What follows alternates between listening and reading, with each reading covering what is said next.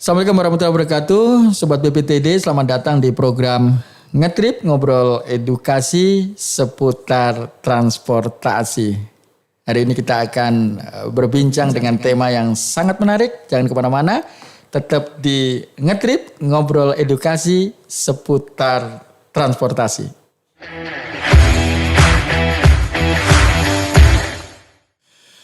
Assalamualaikum warahmatullahi wabarakatuh, Sobat BPTD dari lantai 2 gedung BPTD di kawasan Jalan Patimura.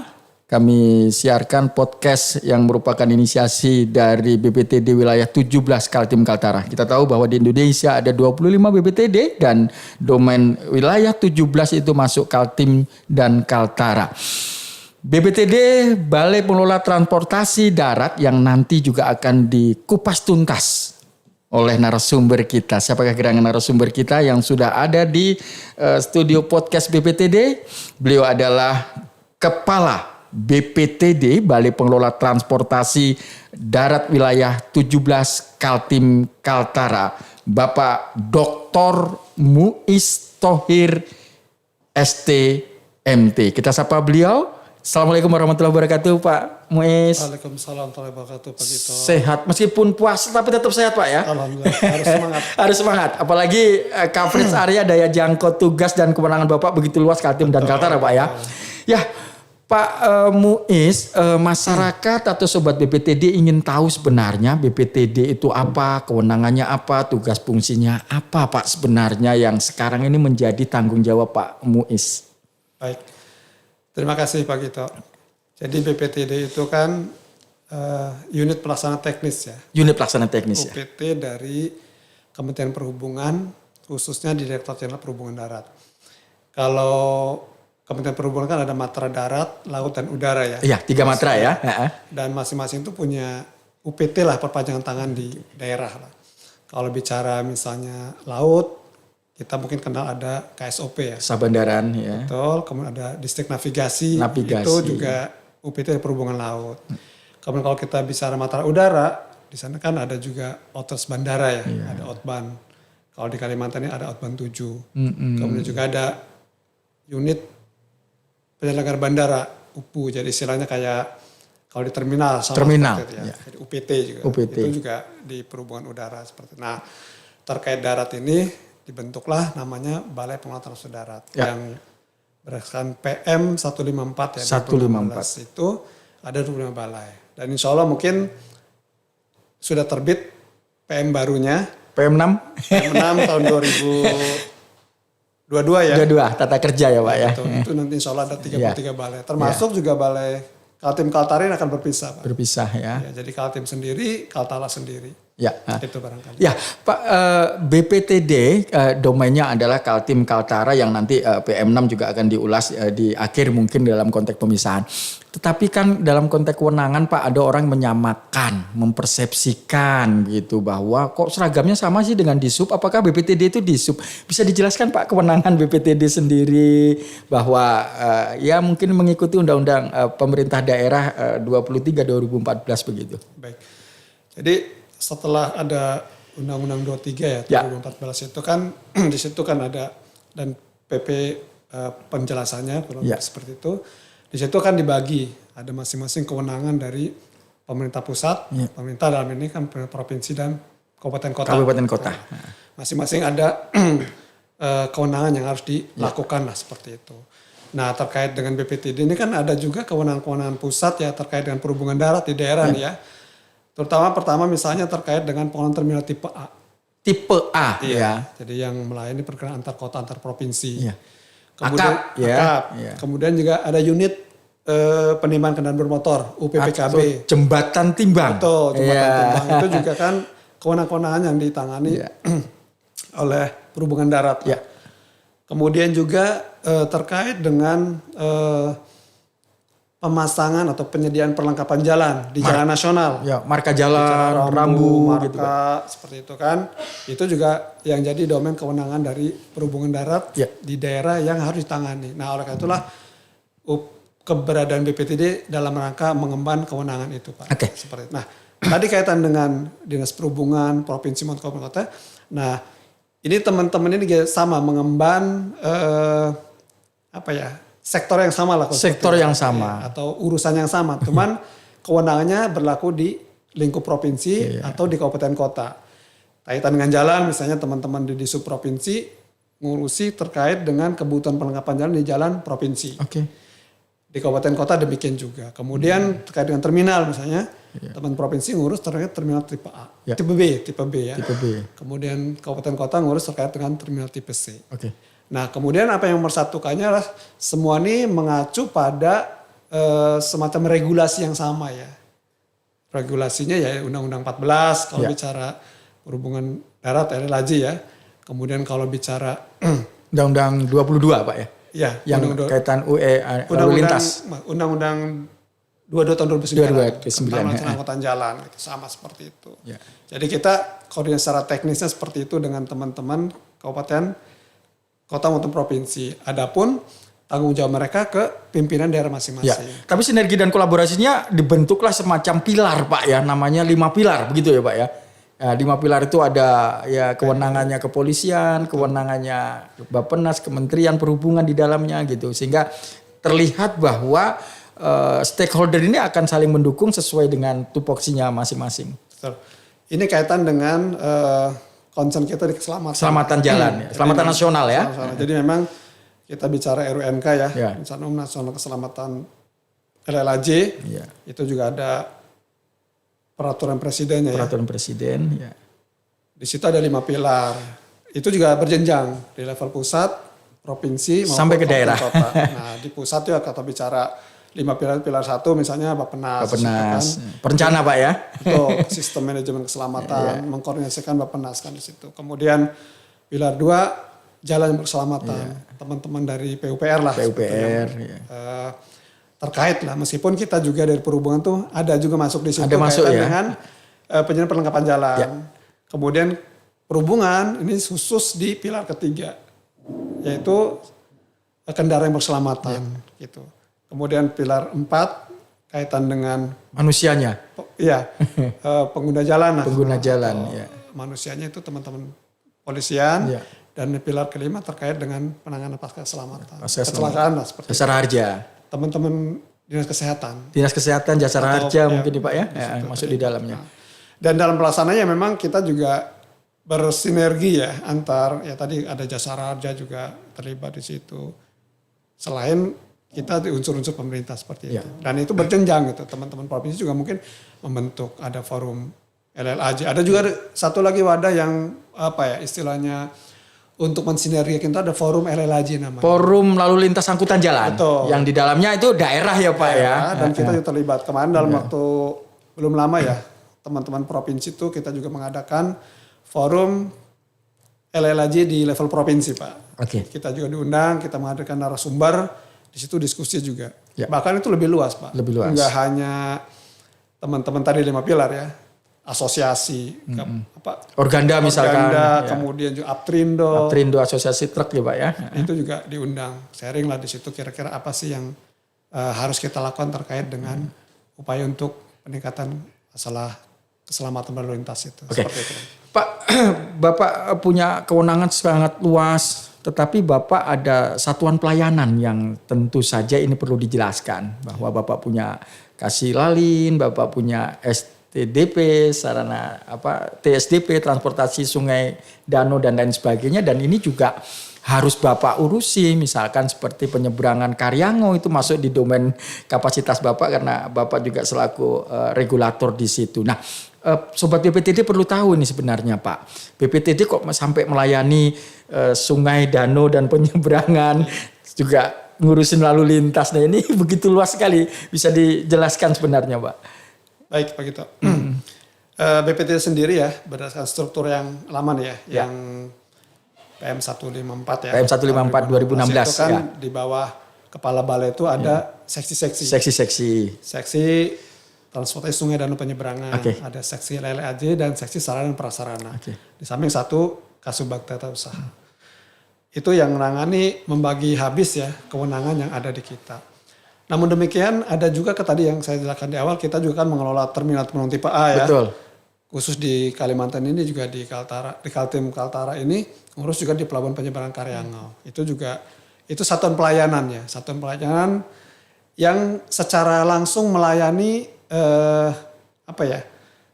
pengelolaan lah. Pengelolaan. Di ujung tombak kegiatan itu ya, kegiatan transportasi, misalnya di penyeberangan di Karyangau dan di terminal tipe A. Kebetulan di kita ada 2 terminal tipe A ya, di Kaltim ini. Dan Samarinda Pak ya? Iya, antara Batu Ampar dan Samarinda Seberang, ya. seperti itu. Jadi itu sih sebenarnya kalau dari lingkup pengelolaan yang kita kerjakan saat ini. Jadi regulator ini mengurusin terminal tipe A, berarti akap tadi Pak ya, antar kota dan antar provinsi, bus-bus yang ada di Samarinda juga yang jurusan Banjarmasin. Betul. Tapi karena juga domainnya di TSDP, Transportasi Sungai Danau Penyeberangan, maka juga ada Karyangau. Iya. Nah ini Karyangau itu lintasannya juga tidak hanya Balikpapan Penajam ternyata Pak ya. Betul. Itu juga masuk, ada 3 lintasan lain lagi. Betul. Jadi di Pelabuhan Karyangau itu kan ada 3 lintasan ya. Satu lintasan dalam provinsi, yaitu menghubungkan antara kota Balikpapan ya, dengan PPU. Kabupaten PPU. Iya. Atau di sininya Karyangau menuju Penajam. Di samping itu ada juga lintasan yang antar provinsi ya, menuju Taipa, Palu, Sulawesi Tengah, dan di Mamuju, Sulawesi Barat. Sulawesi Barat. Itu juga ada pelayanan di sana. Dan itu juga merupakan domain kewenangan BPTD Pak ya? Betul. Jadi kalau bicara BPTD sebenarnya agak lucu juga nih Pak ya. Dari samping misalnya darat tetapi memang ngurusi laut. Tapi domain itu Sungai Danau Penyeberangan. Sungai Danau Penyeberangan. Dan kebetulan terus terang di Kalimantan ini kan keberadaan sungai ya Pak. Ya. Kalau kita bicara Sungai Mahakam 920 km panjangnya itu panjang juga sekali Pak ya. Itu yang juga dari aspek keselamatan dan keamanan pelayanan itu juga menjadi tanggung jawab kami Pak di BPTD. Jadi 10 kota kabupaten di Kaltim menjadi tanggung jawab Bapak ketika ada sungai, danau dan penyeberangannya. Betul. Iya. Kalau di Pasir juga ada Sungai Kendilo, kemudian di daerah Kutai Timur. Kutai Timur Pak, Kutai Timur. Berau juga ada sungai. Jadi kalau lihat Kalimantan ini kaya lah dengan anugerah Tuhan berupa sungai yang itu bisa dimanfaatkan untuk sarana transportasi, dan ya kita harus concern di sana Pak. Iya. Dan terus terang mungkin dengan keterbatasan SDM yang kita saat ini ya, kita juga terus terang belum bisa mengcover semuanya. Gitu. Tapi ya secara bertahap sesuai dengan kemampuan yang kita ada ya, SDM kita ya, kita coba tangani secara perlahan. Misalnya terkait dengan kelaikan kapal sungai, kelaikan laut, kapal dan sungai ya. Itu juga perlahan kita tangani. Ya, dokumennya Pak ya. Karena ini aspek keselamatan. Betul. Tidak hanya pada sisi aspek ekonomi tapi juga aspek keselamatan juga menjadi penting ya Pak ya. Betul. Oleh karena itu juga beberapa waktu yang lalu juga kita melakukan sosialisasi ke para operator, termasuk kita mengundang Dinas Perhubungan Provinsi, kemudian kabupaten kota juga dalam rangka tadi menyamakan persepsi tentang pentingnya tadi keselamatan di perairan. Seperti itu. Karena kan ada undang-undang pelayarannya Pak ya. Betul, nomor 17 2008. Dan secara spesifik kita ada peraturan menteri nomor 61 tahun 2021 ya, terkait dengan angkutan Sungai Danau. Pak, di sungai dan juga di darat 2 matra ini ternyata Kementerian Perhubungan ya itu memberikan subsidi masyarakat ya sebenarnya Pak dengan nama perintis Pak ya. Nah bisa dijelaskan Pak mungkin di segmen terakhir ini supaya masyarakat ini sebenarnya kalau naik feri atau naik kapal ini sudah dapat subsidi dari pemerintah. Naik damri atau bus itu ternyata juga ada subsidi dari pemerintah Kementerian Perhubungan yang diserahkan kepada unit pelaksana teknis dalam hal ini BPTD. Ini di mana Pak? Kaltim Kaltara juga punya ini ya. Makasih Pak. Ini juga salah satu wujud pemerintah ya, kehadiran pemerintah dalam rangka ya tadi membantu masyarakat dalam rangka bagaimana bisa bergerak dari satu tempat ke tempat yang lain. Ya. Untuk perintis Pak, jalan ya terutama ya, ini juga sudah berjalan ya baik di Kaltim maupun di Kaltara. Itu juga sudah berlangsung cukup lama juga kan, dan bahkan tahun ini juga sudah beroperasi. Khusus untuk angkutan perintis penyeberangan Pak, di Kaltim ini tidak ada. Barangkali mungkin Kaltim itu kan kategorinya termasuk provinsi yang cukup kaya ya Pak. Jadi konektivitasnya sudah terjadi. Ini, kan?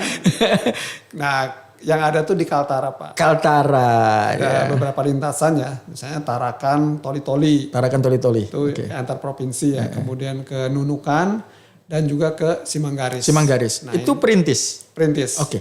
Jadi pemerintah memberikan penugasan lah kepada PT ASDP ya, untuk memberikan layanan pada lintasan-lintasan yang tadi saya sebutkan tadi. Termasuk juga ada di dalam rangka mensupport tol laut ya. Ini sinergi kita dengan teman-teman di perhubungan laut ya. Ada juga subsidi angkutan barang, Pak. Oh, jadi barang-barang ya, terutama itu ada di Kaltara, Pak. Di sana di Kaltara tanah. Barang-barang yang diangkut melalui tol laut itu dikoneksikan di sisi daratnya dengan angkutan perintis, subsidi angkutan barang. Supaya bisa mereduksi kos, Pak ya. Kos dari harga yang barang lagi, terutama di daerah-daerah terpencil ya. 3T ya, Pak ya. 3T itu. Nah, itu juga wujud pemerintah hadir di situ seperti itu.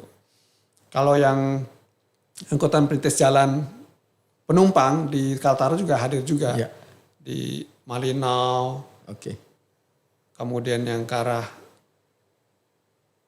Simanggaris ya, itu udah ada juga di sana. Oke.